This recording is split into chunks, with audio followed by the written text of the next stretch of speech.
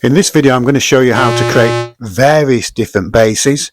I'm just basically setting up to make sure it's set at the initial settings here. That's the just initial sound here. But we'll probably do 5 or 6 different basses in this video, because I look at the Roland S1 as a bass machine, because it really is a powerful machine with a great filter and a great great LFOs. But we'll soon have the first bass coming on now. I'm just tweaking it slightly. I'm just actually going to use a sub bass. Lift the LFO up there and just look what happens now.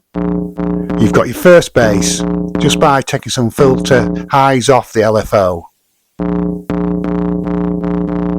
So that's what I call number 1 bass, but it's probably 6 or 7 we can create in this entire video, because there's just so many different ways to approach the bass. Let's put a step on there, some steps on there, so we can just hear, 4 on the floor, even though this is not a drum. Speed the,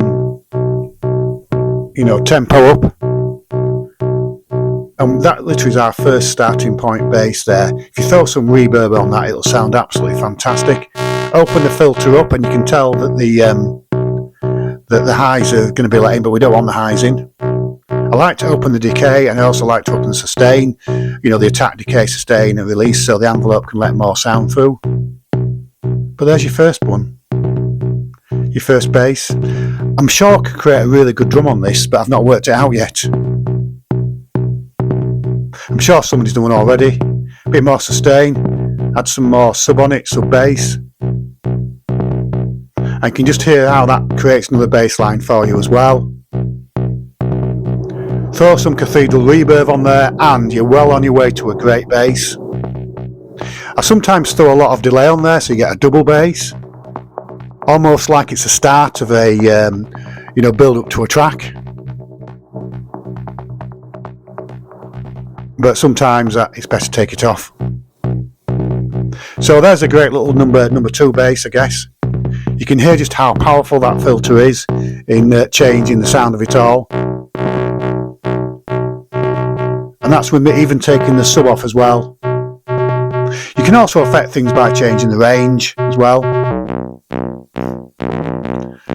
So you've almost got like a deep twang, of the bass there. Putting some on there doesn't really do anything, to be honest.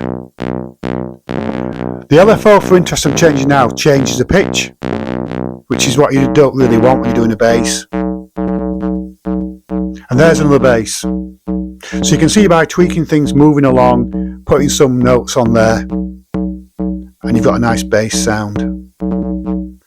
I always tweak the decay and sustain as I move on, because it helps you understand what sort of bass is coming out of the machine.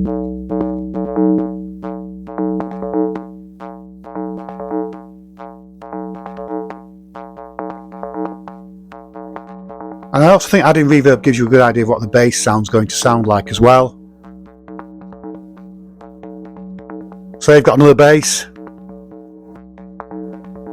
You can play about with the range as well, because the range is actually giving you even though the range has gone up, it's giving you another sort of house bass. And just to prove that, I'm opening the filter now, and the filter is just taking a lot of the lows away, a lot of the highs away. And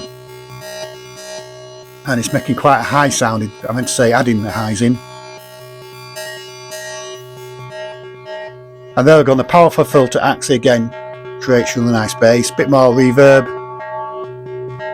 Now in a minute or two I'm going to just going to change these settings here, so the LFO can control the frequency rather than the envelope doing all the work.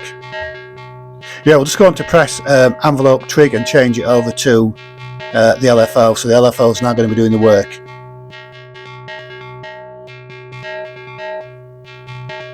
I thought it was a good example on particularly such a high-pitched sound, I should say. Increase the rate there as well, and you can hear now what effect the LFO is having now, because it's been determined by the rate as well. But if you turn the envelope down, you can return to another bass as well. But the bass, it's almost like a pulsating bass, because I'm using the LFO, which is pulsating the other LFO. Sorry, the rate's doing it there. Once again, the filter comes to the rescue.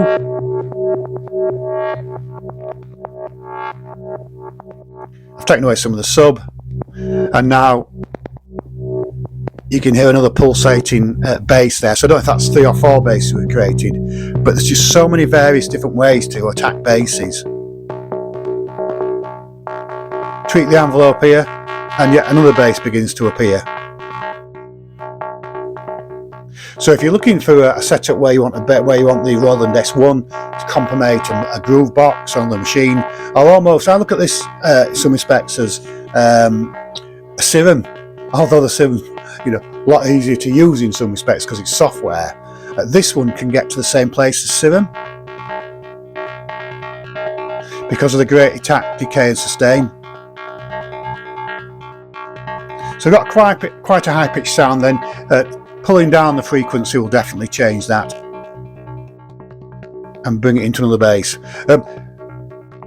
The video goes on for about another minute or so now, and I do create another further 2 basses, but hopefully you've enjoyed the video, and please subscribe for further videos. Thank you.